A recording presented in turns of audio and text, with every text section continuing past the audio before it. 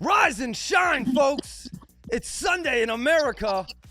This is BEG Wrestling.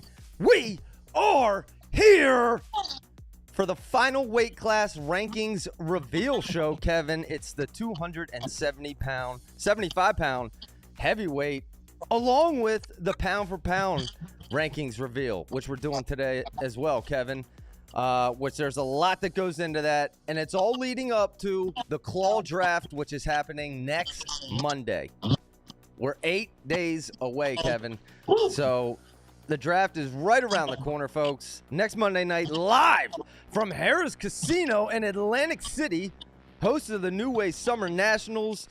It's going to be a party, Kevin. There's going to be a lot of people there, a lot of energy. You're going to want to be a part of it. So, folks, come join the fun.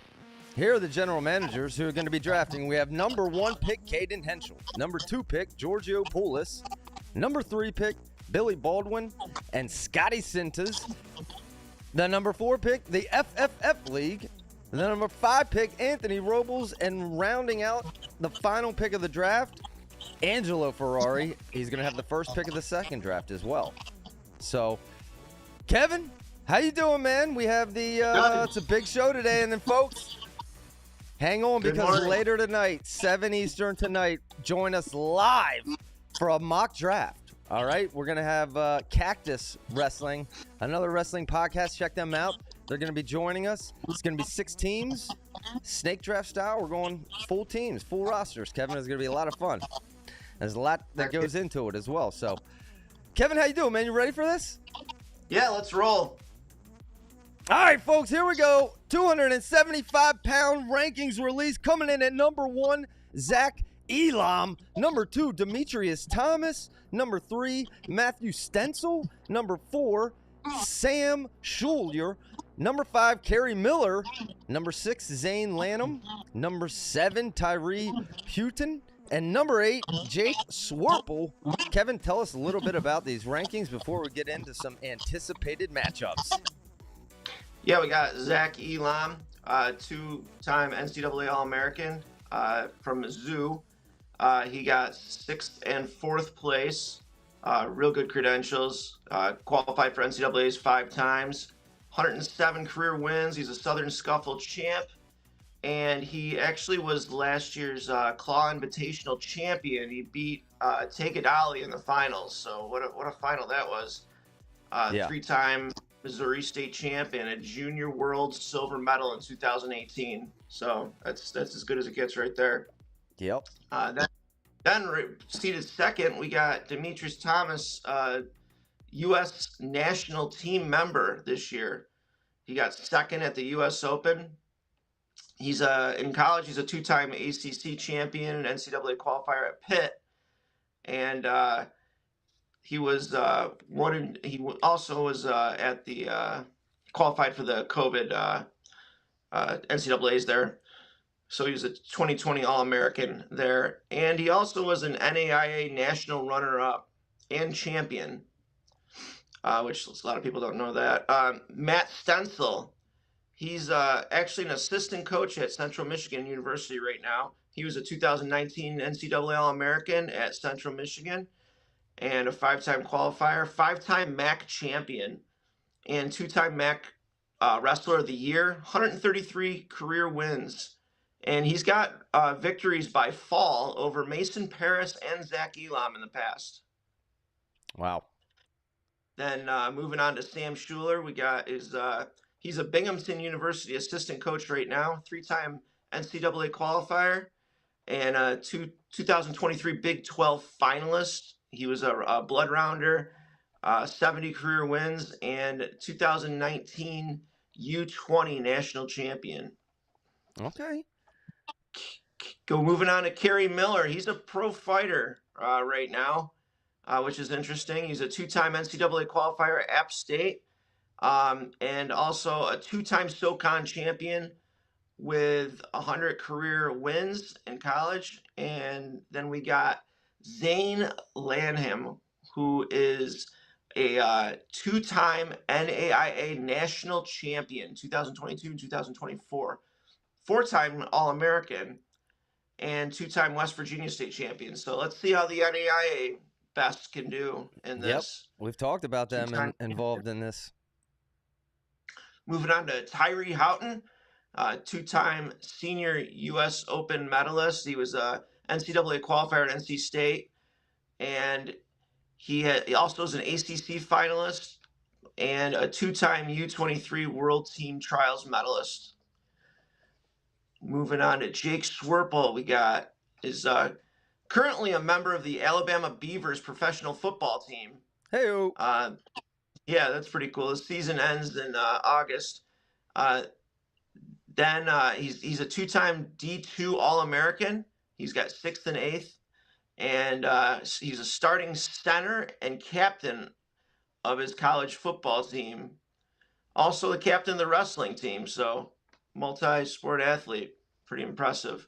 Nick Johnson. Nick Johnson is a Glenville State University college wrestler. He's a 2025 NCAA Division II All-American. So he just was an All-American D2 this year, 5th, and a two-time qualifier.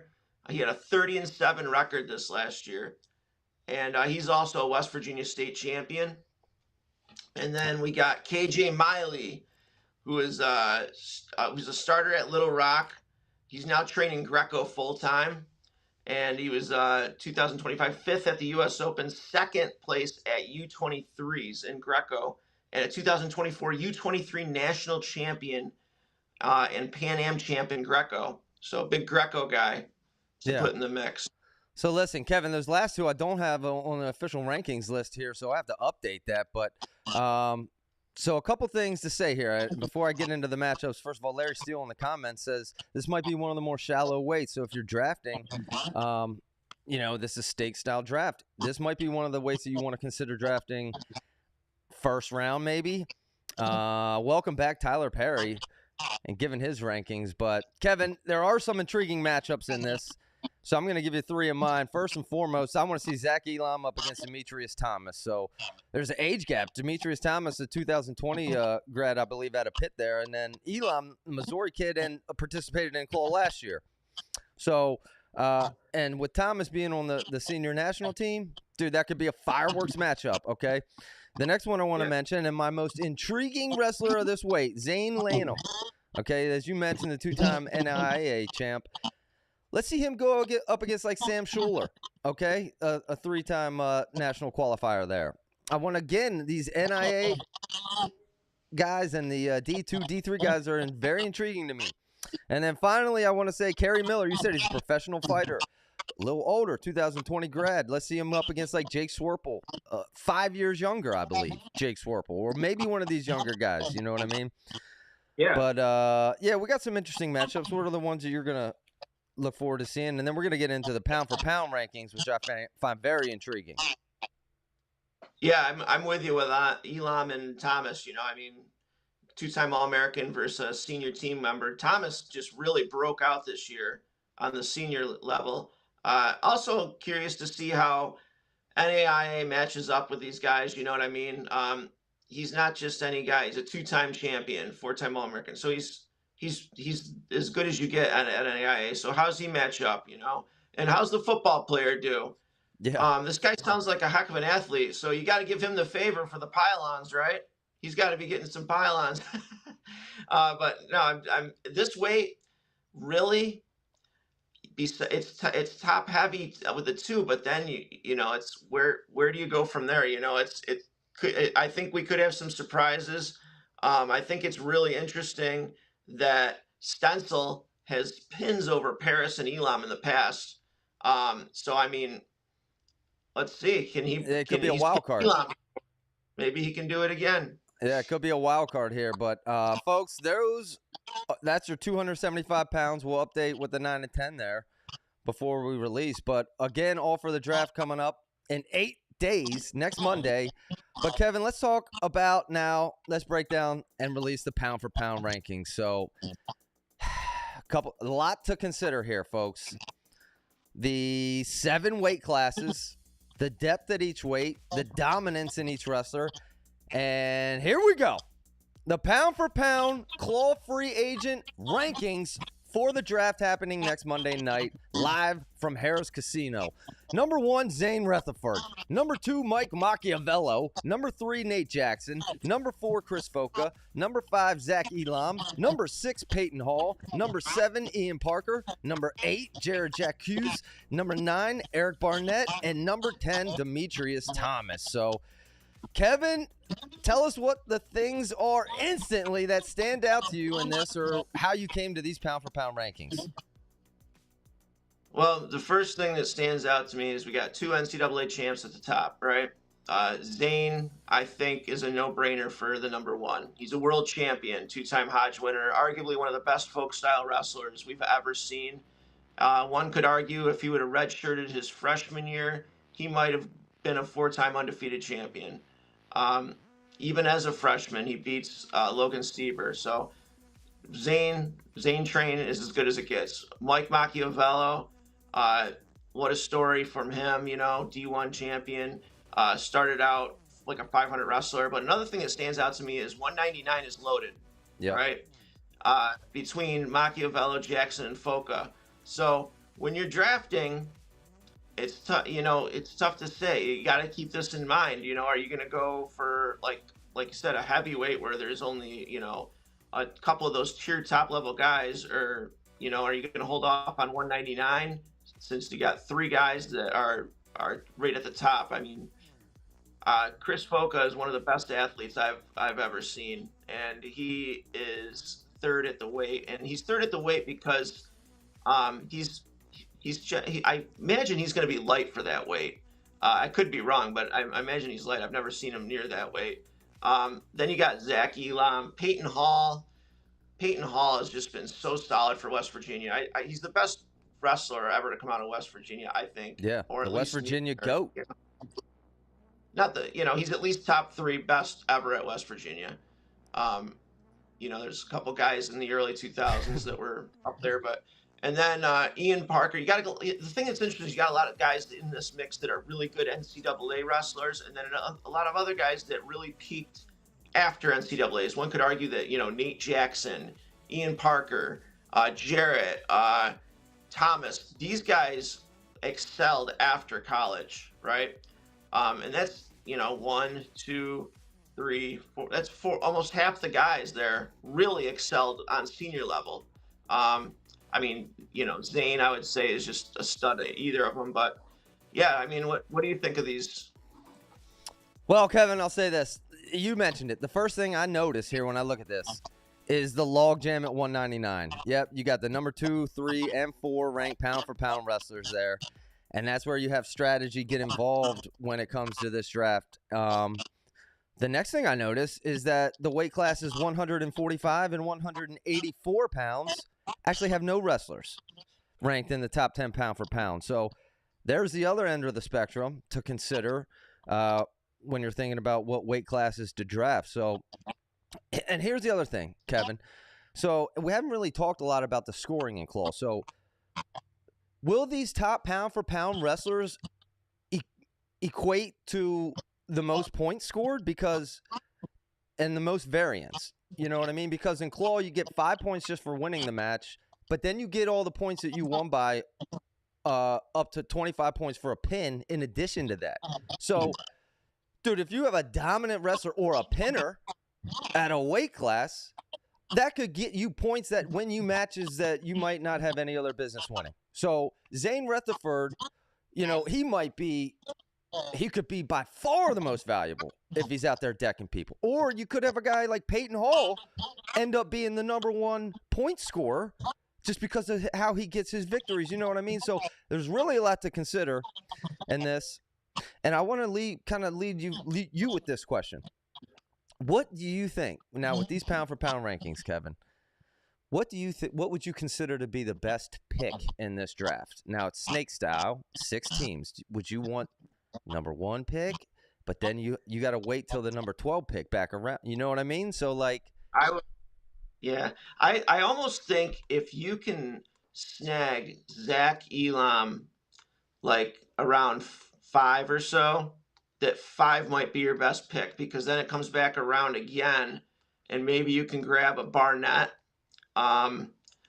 You know, and I just think that if you can grab Elam and Barnett, I think they're clearly the top guys at their weight. I mean, there's a good second with Caleb Smith and Demetrius Thomas, but I think that would be my pick. Either that, or you want that number one pick and get Zane. You know, so I would say either right off the bat you want number one pick, or you want more towards that 5-6 area where you get two picks in a row.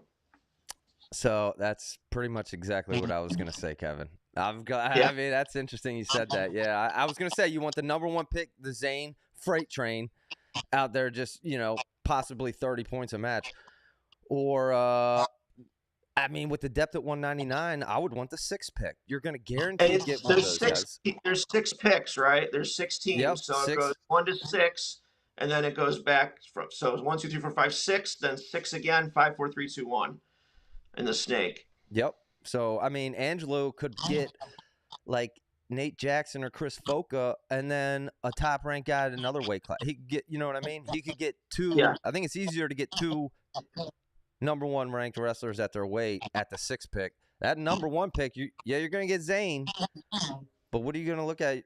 I mean, and I believe, Kevin, correct me, are you going to do a further pound for pound rankings? Pull this out? Yeah, I'm gonna do a 32-man pound for pound, which should be done later today. But yeah, if you could also look at it this way: if you're the number 1 pick, you get Zane, right? Zane is the guy.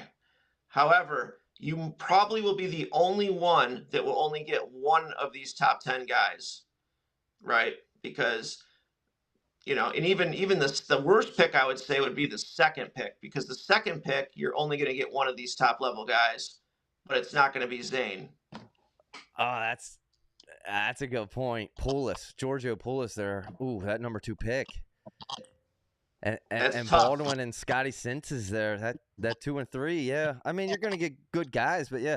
Look, we got people in the chat here. Madness said they're trading out of the 1st round to collect multiple 2nd and 3rd round picks. Third guy you should be able to get 2 of the 3 through 6. We'll get 2 guys on this if that's who they want, right? I'm not saying that this is the ultimate top 10. It's just my opinion, obviously, but I think that the 2 pick is probably the toughest. I would say the 2. I wouldn't want the 2 pick. I agree. Even getting a Mike Mock.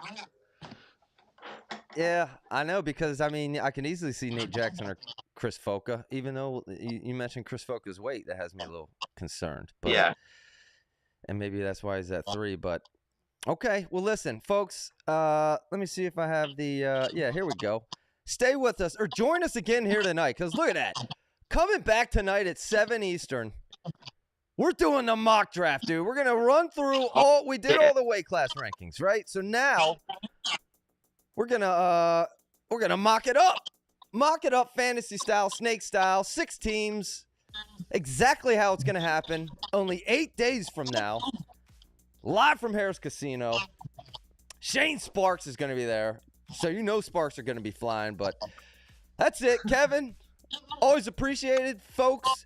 Join us here in just a couple hours here, 7 Eastern, for the live mock draft with CACTUS Wrestling as well. It's going to be one of the funnest shows of the year. Yeah, and WrestleMatness. Clint from WrestleMatNESS, he's a superstar. So join us here shortly. I'm going to eat some lunch and then start prepping. That's right. All right, we'll see you, Kevin. All right, thanks, bud.